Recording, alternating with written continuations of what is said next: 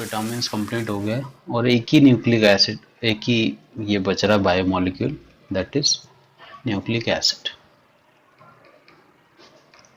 ठीक है, nucleic acid, right है। अब जो बायो में है, जो बायोलॉजी से थोड़ा क्लोज है, उनको पता होगा न्यूक्लिक एसिड। ठीक है, क्या होते हैं न्यूक्लिक एसिड, किसी को कुछ आइडिया?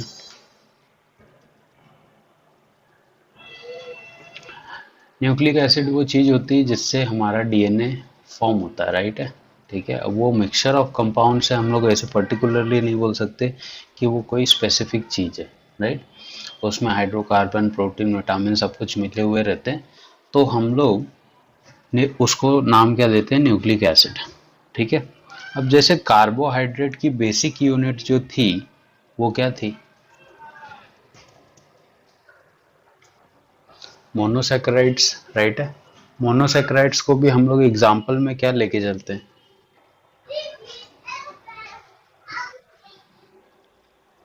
ग्लूकोज या फिर फ्रुक्टोज। वैसे ही जो न्यूक्लिक एसिड है ये एक छोटी यूनिट से बनता है जिसको हम लोग बोलते हैं न्यूक्लियोटाइड। ठीक है, अब ये न्यूक्लियोटाइड भी किसी ना किसी चीज से बनता है, वो देखेंगे हम लोग किससे बनता है, क्यों बनता है। ठीक है, तो न्यूक्लिक एसिड बेसिकली अगर देखा जाए तो दो टाइप से क्लासिफाई होते हैं अपने बॉडी में, एक तो डीएनए और दूसरे आरएनए। ठीक है, आई होप फुल फॉर्म पता होगा तुम लोग को, डीएनए आरएनए ना।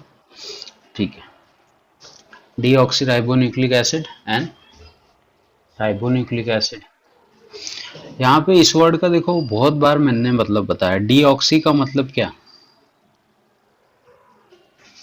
हमने ऑर्गेनिक में डी वर्ड किसके सामने लगाते थे, कीटोन के सामने। कहा, रिमूवल, किसी चीज को मैं अगर निकाल दूं ना तो उसी को हम लोग डी वर्ड से रिप्रेजेंट करते थे। तो यहाँ पे डीऑक्सी का मतलब क्या है कि कुछ ऑक्सीजन वहां से क्या हो जाएंगे, रिमूव हो जाएंगे। ठीक है, कैसे होता है मालूम है, जैसे अगर मैं तुमको बोलूं जो डीएनए वगैरह का स्ट्रक्चर होता है ना वो ऐसे होता है। ठीक है, यहाँ पे नाइट्रोजनस बेस लगे होते हैं, बताता हूँ आगे में फिर। यहाँ पे एक होता है फॉस्फेट ग्रुप, ठीक है, और यहाँ पे होते हैं एचओएच ग्रुप। ठीक है, तो डीऑक्सी का मतलब क्या होता है, अब ये जो स्ट्रक्चर है वो आरएनए का है एक्चुअल में। ठीक है, डीएनए में हम लोग क्या करते हैं, डीऑक्सी मतलब एक ऑक्सीजन को तुमको निकालना है, राइट है, या तो यहाँ से उड़ा दो या तो यहाँ से उड़ा दो। तो स्ट्रक्चर सेम रहता है डीएनए आरएनए का, सिर्फ डीएनए और आरएनए के स्ट्रक्चर में एक मेजर डिफरेंस है, वो ये है क्या कि एक ऑक्सीजन उसमें क्या होगा, कम होगा हर पर्टिकुलर स्ट्रक्चर में। तो ये आरएनए है और इसको मैं क्या बोलूँगा, डीएनए। क्यों, क्योंकि यहाँ पे ऑक्सीजन था, यहाँ पे मैंने ऑक्सीजन को रिमूव किया हुआ है। ठीक है, तो न्यूक्लिक एसिड दो टाइप, डीएनए और आरएनए। ठीक है, अगेन तुमने पढ़ा होगा आरएनए भी तीन टाइप के, अपने को इतना डिटेल में नहीं जाना है यहाँ पे। तीन टाइप के आरएनए होते हैं, एमआरएनए, आरआरएनए और टीआरएनए।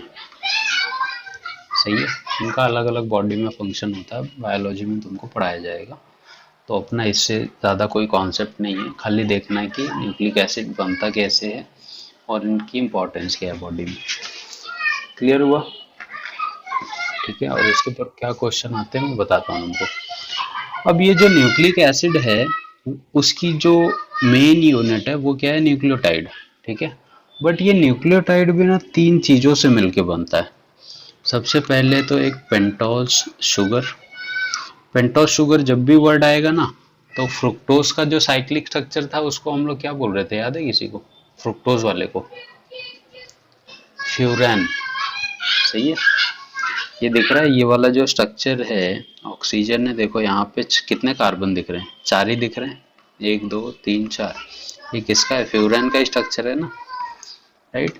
इसी को हम लोग बोलते हैं पेंटोज शुगर, मतलब है तो फ्रुक्टोज बट इसमें अगर मैं एंड देखूँ तो पांच ही एंड है, एक ऑक्सीजन का और चार इसके, तो इसको पेंटोज शुगर बोलते हैं।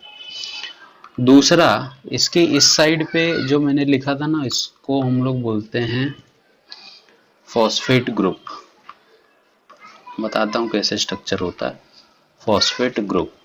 और सी जो इसके लिए है, इस साइड पे जो मैंने लिखा था नाइट्रोजनस बेस। ठीक है, ध्यान देना कैसे नोट्स में हम लोग लिखेंगे, पहले ध्यान दो क्या है।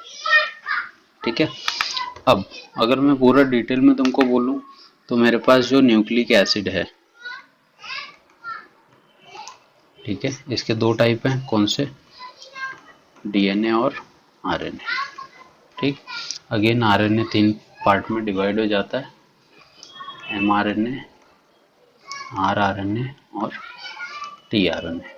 ठीक, न्यूक्लिक एसिड बना किससे,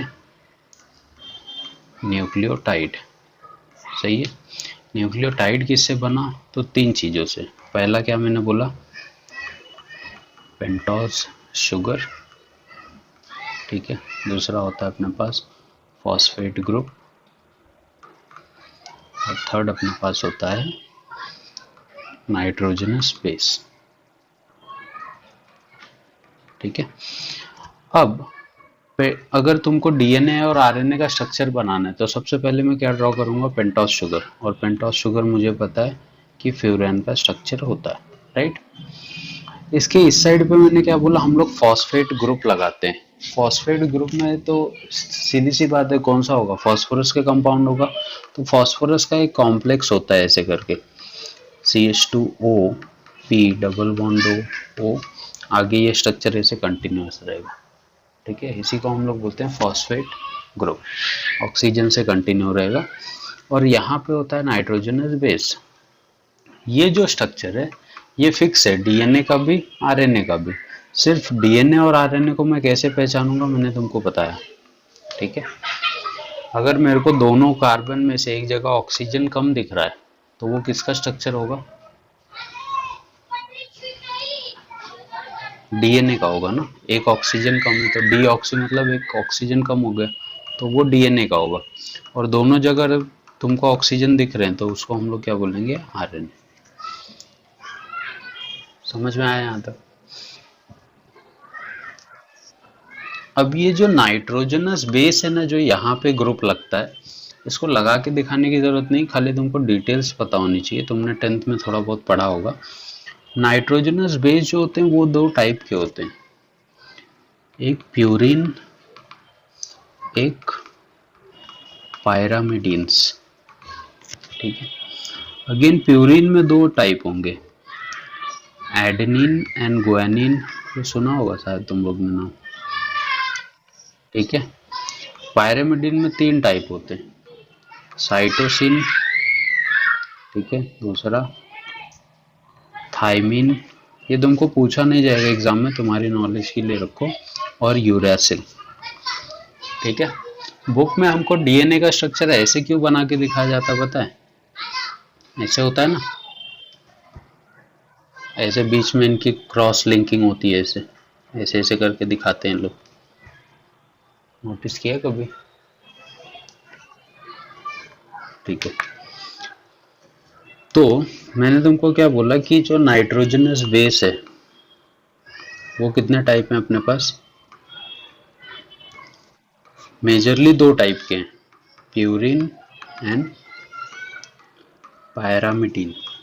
ठीक है, अगेन इसमें 2 चीजें हैं, मैंने तुमको बोला एक एडेनिन जिसको हम लोग ए से रिप्रेजेंट करते हैं, दूसरा ग्वानिन जिसको हम लोग जी से रिप्रेजेंट करेंगे, यहाँ पे फिर साइटोसिन, ठीक है, जिसको सी, दूसरा थाइमिन जिसको टी, और थर्ड होता है यूरेसिल।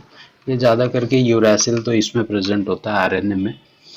तो इसमें क्या होता है मालूम है, ग्वानिन और साइटोसिन आपस में क्या करते हैं, क्रॉस लिंकिंग करते हैं, और एडेनिन और थाइमिन करते हैं आपस में क्रॉस लिंकिंग।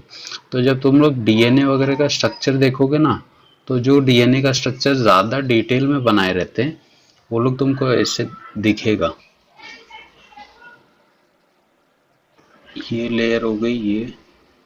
ठीक है, डीएनए का स्ट्रक्चर जो ज़्यादा डिटेल में दिया रहेगा ना, फिर जो ये लिंकिंग रहती है यहाँ पे तुम लोग ने कभी नोटिस किया होगा ऐसे लिखा होता है AGTU ऐसे करके, देखा है किसी ने बुक में? ठीक है, ऐसे अल्फाबेट्स लिखे होते हैं। तो इसका मतलब क्या होता है कि ये जो एडेनिन है वो किससे कंबाइन कर रहा है, थायमिन से। इनके बीच में ना हाइड्रोजन बॉन्डिंग होती है, इसीलिए ये ऐसे कनेक्टेड होते हैं। और अपने को पता ही है हाइड्रोजन बॉन्डिंग स्ट्रांग होती है, सही है। तो ये जो लाइन्स दी रहती है ये हाइड्रोजन बॉन्डिंग को रिप्रेजेंट किया रहता है कि क्या किससे कंबाइन है। किसी भी डीएनए आरएनए के स्ट्रक्चर में यही कॉम्बिनेशन होता है, एडेनिन कंबाइन होगा थायमिन से और गुआनिन कंबाइन होगा साइटोसिन से। तो ऐसे यहाँ पे वही अल्फाबेट्स लिखे होते हैं, जैसे ए किससे कंबाइन हो रहा है, टी से, तो यहाँ पे ए लिखा रहेगा, यहाँ पे टी। फिर दूसरे चेन में जी और सी। समझ में आया? इसी को हम लोग डबल हेलिक्स स्ट्रक्चर भी बोलते हैं, structure of DNA.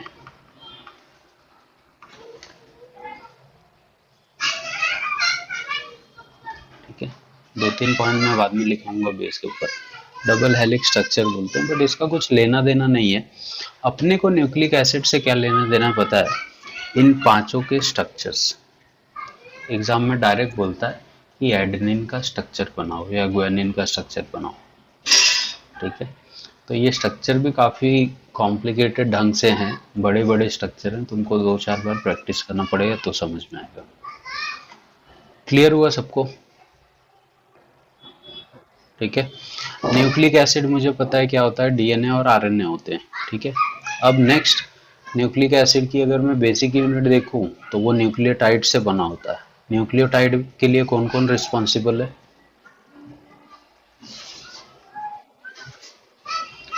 Pentose sugar, phosphate group और नाइट्रोजनस बेस, तीन चीज़ों को मिला के तुम्हारा ये न्यूक्लियोटाइड बनता है। ठीक है, फॉस्फेट ग्रुप से कोई लेना देना नहीं अपना। नाइट्रोजनस बेस जो होते हैं उनके दो मेजर पार्ट हैं, प्यूरिन एंड पायरिमिडिन। सही है, प्यूरिन और पायरिमिडिन में भी अलग अलग चीज़ें होती हैं, एडेनिन गुआनिन साइटोसिन थायमिन, जो आपस में क्या करते हैं, क्रॉस लिंकिंग करते हैं। कौन सी बॉन्डिंग बना के, एच बॉन्डिंग। इसके वजह से ये कंबाइन रहते हैं डीएनए के स्ट्रक्चर में, इस वजह से हमको ऐसी लिंकेज देखने को मिलती है। और इसी को हम लोग क्या बोलते हैं, फाइनली डीएनए और आरएनए बोलेंगे। अब देखो, अगर मैं नोट्स की बात करूं तो नोट्स में अपने पास वही सब है। They are the ester of phosphoric acid with sugar.